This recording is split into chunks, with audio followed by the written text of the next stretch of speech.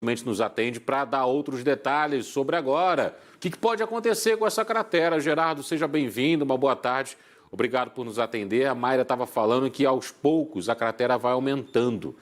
E pelo que ela ouviu ali de técnicos do local, até a vibração provocada pelos veículos na marginal Tietê pode impactar. A gente está mais ou menos meia hora de um martelo batido com relação à reabertura, não, do trânsito na marginal Tietê. Eu queria que você falasse sobre isso primeiro. É possível reabrir o trânsito com a cratera daquele tamanho ou não é possível, Gerardo? Bem-vindo e boa tarde.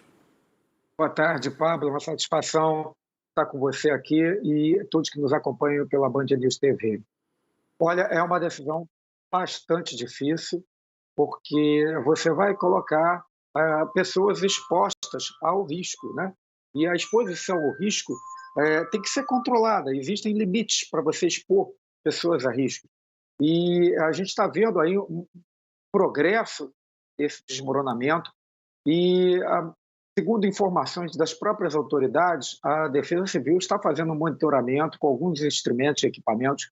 Hoje nós temos aí uma gama enorme de instrumentação para poder avaliar se há movimentos no terreno, no solo, o grau de movimentação, para tomar essa decisão dentro dos parâmetros de engenharia.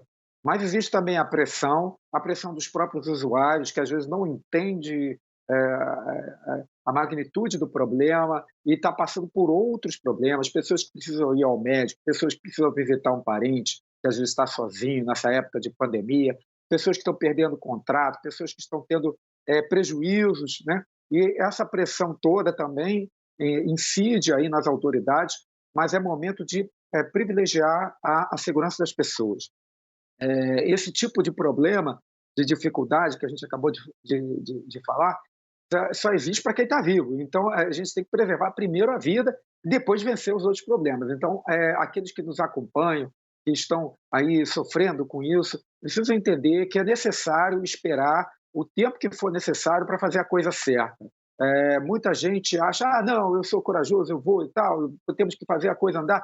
É necessário ir, voltar, tantas vezes quanto preciso for para evitar um acidente catastrófico. Duas informações importantes também que chegaram agora, há poucos minutos, das autoridades, é que teria sido uma galeria de água, de esgoto, que teria sido a causa inicial aí dessa infiltração.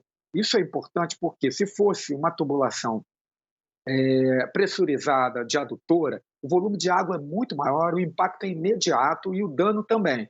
Mas uma galeria de esgoto, embora possa ter assim, uma pressão positiva, o fluxo é muito menor e precisaria tempo. Então, por que essa informação é importante? A gente ainda espera ver uma investigação de qualidade sobre esse acidente, mas se foi uma galeria de esgoto, talvez a gente tivesse esse problema aí já se arrastando algumas semanas, talvez até meses, não sei.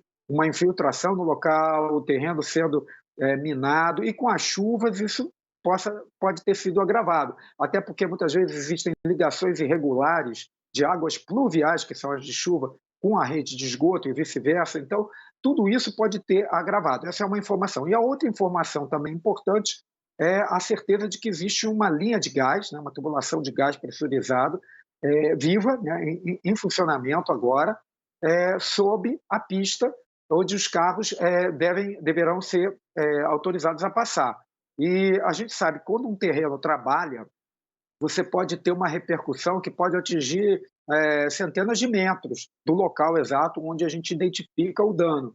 Porque as linhas, as tubulações, falando um pouquinho de engenharia, porque todos nós vivemos em metrópoles, em cidades do século XXI. Então a gente precisa entender como as coisas funcionam, essas grandes obras, as tubulações, para que a gente possa reagir melhor a tudo isso que acontece e que nos perturba. Então as tubulações são longas, são quilômetros. Imagina uma tubulação de gás, são quilômetros cheios de gás. Eles precisam fechar, segmentar e avaliar se esse dano, esse desmoronamento, provocou algum movimento que danificou alguma solda, alguma junta, alguma válvula, antes de deixar a coisa como está e deixar os carros passarem por cima dessa pista que tem uma tubulação de gás abaixo. Então, esse cenário é bastante complexo, é um cenário de resposta de emergência, mas faz parte da realidade dos desafios apaixonantes da engenharia.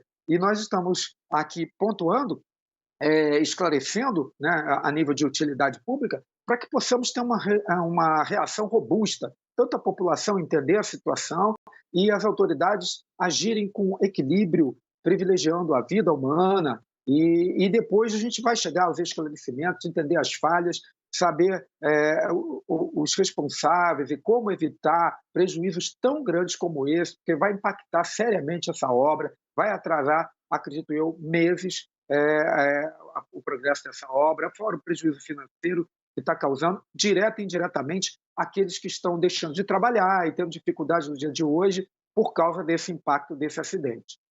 Gerardo, quando essa notícia chegou primeiro aqui à redação do Grupo Bandeirantes, a gente estava ao vivo, inclusive eu estava ao vivo aqui mais cedo, e a grande preocupação era com os trabalhadores dessa área. Se eles conseguiram sair a tempo, se algum carro, por exemplo, chegou a ser engolido, depois que os ouvintes da Rádio Band News FM, que são as primeiras testemunhas da história, disseram, não, tá tudo bem, aí a gente vai para o lado da investigação. E aí o secretário de Transportes Metropolitanos de São Paulo foi ao local e constatou justamente essa condição do esgoto, dizendo que é uma tubulação chamada IT7, vou até pegar o nome aqui dela, que é da Estação de Tratamento de Esgoto Barueri. No primeiro momento havia a suspeita de que fosse o tatuzão, que é aquele grande equipamento utilizado para perfurar as obras do metrô, e depois chegou à conclusão que não foi o tatuzão. Sendo algo que não foi provocado pela obra em si, sim algo de fora, isso pode acontecer em outros pontos da cidade se não houver um mapeamento dessa tubulação? Essa sigla deve ser o tagueamento, que a gente chama em engenharia, que é a identificação, né? Toda linha é importante, ela tem uma identificação, um código para saber encontrar os dados a respeito dessa linha, o que está passando nela, qual é a pressão.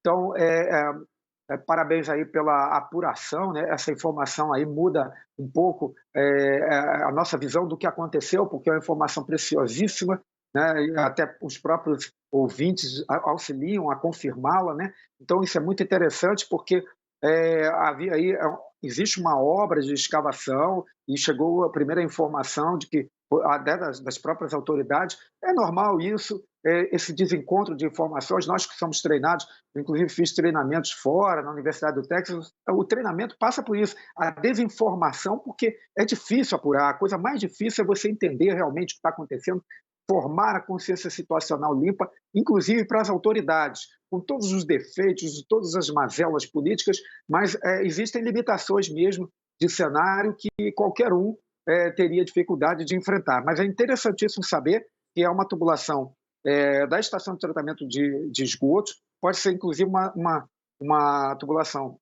de produto químico, pode ser de água de tratamento, pode ser do próprio esgoto, mas o fato é que, se há essa informação, existe também algo a ser apurado. Se realmente isso começou de ontem para hoje, de ontem, de uma semana, há registro há mais de uma semana, de um mês, isso é muito importante, porque em segurança, quando a gente vislumbra uma vulnerabilidade, a gente precisa dar a atenção certa, no tempo certo, para evitar o acidente. E qual é a atenção certa? Precisa conhecer. Então, pegar esse tag, esse número que você falou, identificar, saber o que passa ali, qual é a pressão, e o que essa é a atenção certa. E o tempo certo? O tempo certo é já, agora, antes que o acidente aconteça. Então, quando nós temos uma vulnerabilidade, a gente precisa dar a atenção certa, que é o conhecimento, no tempo certo, que é agir. Agir, não basta saber, não basta ter o conhecimento, precisamos agir. E a pergunta que vem é, por que não foi feito, então, se é que havia, né? Não queremos aqui pressionar os gestores que já estão pressionadíssimos, mas é um fato que precisa ser apurado. Se havia, por que não foi feito nada antes? Porque as chuvas de verão, a gente já sabe que elas vão acontecer. E num cenário onde tem um vazamento extensivo, importante, onde você está fazendo uma obra de ampliação do metrô, uma obra de valor muito alto, muito caro e precioso para a população e para os cofres públicos, então isso deveria ter recebido a atenção certa no tempo certo. É um questionamento que nós fazemos. A despeito da falta de conhecimento técnico, que, vez por outra, a gente encontra em algumas autoridades, até porque não é preciso ser engenheiro para ser uma autoridade, mas eles têm assessoria e poderiam solicitar, né, e serem orientados no sentido de que certas obras é melhor parar durante um dia, dois, depois de grandes chuvas, do que ir fazer o reparo que precisa ser feito e depois dar sequência, porque é melhor do que parar 3 meses e às vezes mais de um ano por causa de danos causados por uma situação que não foi tratada no momento certo. Então, é algo que a gente vislumbra agora, mas sempre lembrando, Pablo, que nós estamos falando aqui daquilo que, no calor da situação em andamento, né, da emergência está em curso, nós podemos captar aí das imagens e das próprias autoridades. É claro que a investigação é que vai realmente dizer o que aconteceu. Inclusive, a nota da secretaria, que foi enviada agora há pouco aqui à nossa redação, diz o seguinte: Interceptor de Esgotos ITI 7, que é responsável por encaminhar o esgoto coletado para a estação de tratamento na ETE Barueri.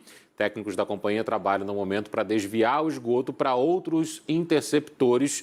E com relação à pista, há uma força-tarefa montada para a estabilização da pista da Marginal, para que haja ali a condição para que os carros possam trafegar e que as obras possam acontecer em paralelo, ou seja, provavelmente vão cercar toda aquela área e entender, né, Gerardo, até onde pode haver um novo desmoronamento.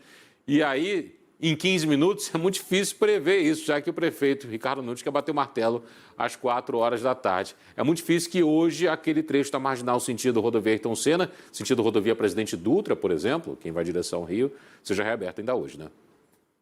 Para nós, Pablo, que somos da área de engenharia, todos esses elementos tão adversos são desafios fascinantes.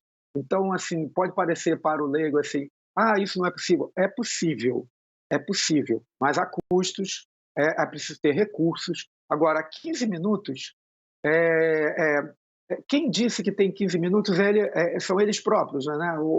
A situação. Mas a vida merece mais do que 15 minutos de análise. Então, se eles chegarem ao 14º minuto, não tiverem a certeza do que fazer, na dúvida pare. Então, aguarde mais 15 minutos. E assim, devemos caminhar até ter certeza de que não há risco além do aceitável, porque tudo tem risco na vida, mas existe um risco, se a gente está detectando que está evoluindo a cratera, se tem uma tubulação de gás, essa tubulação está pressurizada, nós precisamos dela, podemos desativá-la.